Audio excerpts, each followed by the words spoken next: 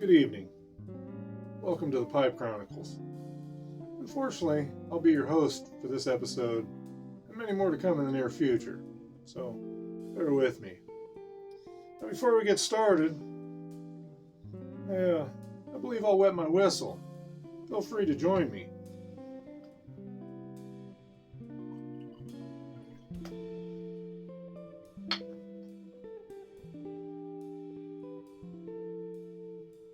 Here's to all you wonderful folk out there in the YTPC itself.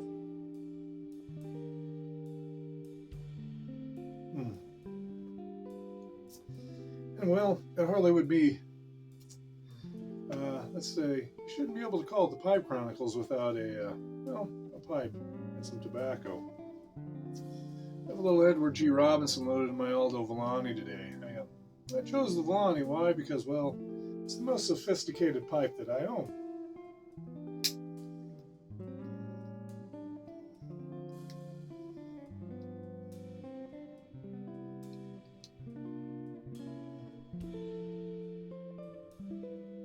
Edward G., you taste pretty good.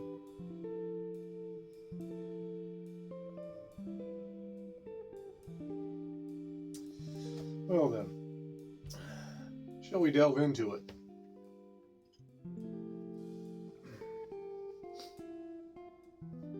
First things first, however, don't see as well as I used to.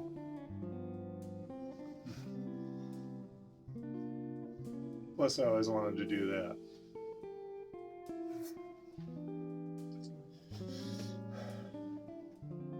This is dated November 4th, 2022. I revised it June 19th, 2023, and I may ad-lib a little bit as I go along today. Speaking of today, I purchased a typewriter to add to my ever-expanding collection of. I now have two. A Sears and Roebuck, mind you, not some Smith Corona that in the near future I will pawn for drug money so that I might take a trip down to Alvarado Street to meet my man, the Pioneer Chicken Stand. Quote, Warren Zevon. No, sir, this is the real deal, she is. Lighter than a John Deere tractor, yet heavier than your grandmother's bread box. Speaking of grandmothers, mine wrote poetry, enjoyed art, and the finer tastes of music, usually washed down with copious amounts of coffee and Camel cigarettes. Her name was Bessie, and I believe I'll honor her love of arts and entertainment by naming this cumbersome beast of a typewriter after her. That being said, needing to get to my point and get this show on the road, I will use this gargantuan great white whale of a typewriter to record what will be known as the Pipe Chronicles from here forward. I'm not sure what I may pound out upon the keys. I can, however, promise it will change with the wind from week to week. Evolving like life itself. New pipes, estate pipes, and well-handcrafted jewels as well, down to even the simplest of cobs, taking nothing away from the fine craftsmanship of our pipe brethren in Missouri.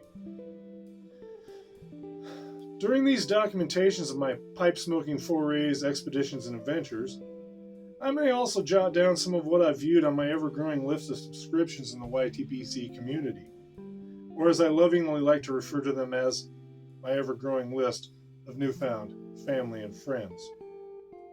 I love to write as well as read. In fact, I sometimes can barely purchase more than one book at a time. For the excitement of knowing more than one is within arm's reach, I will more than likely start it as well. Two at a time, that's my motto. The anticipation of the next read overwhelming me. Did I mention I'm a two-fisted drinker as well? Speaking of that, let's wet our whistle again, shall we?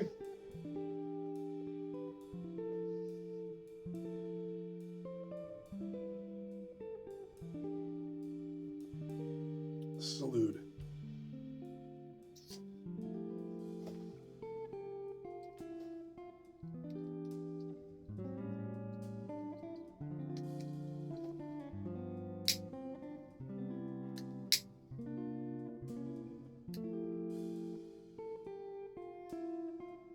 Oh, Edward G. Who knew a fat man in a pinstripe suit with a Tommy gun could, well, taste so good?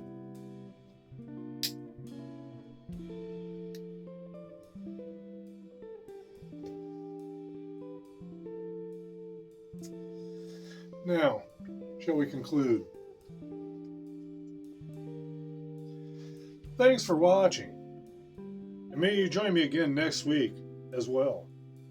There will be a pipe and tobacco involved. Perhaps not the brand of tobacco or flavor or aromatic of your fine palates, but nonetheless there will be. Besides, how does one call it the Pipe Chronicles without the aforementioned necessity? One doesn't. It merely becomes, well, the Chronicles without a pipe.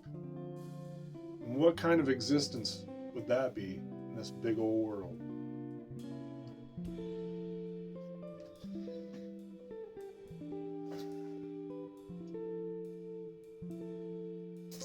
That's it for today. Thanks for coming along.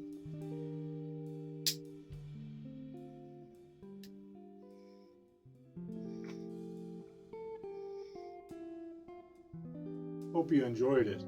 And we'll be here again next Monday.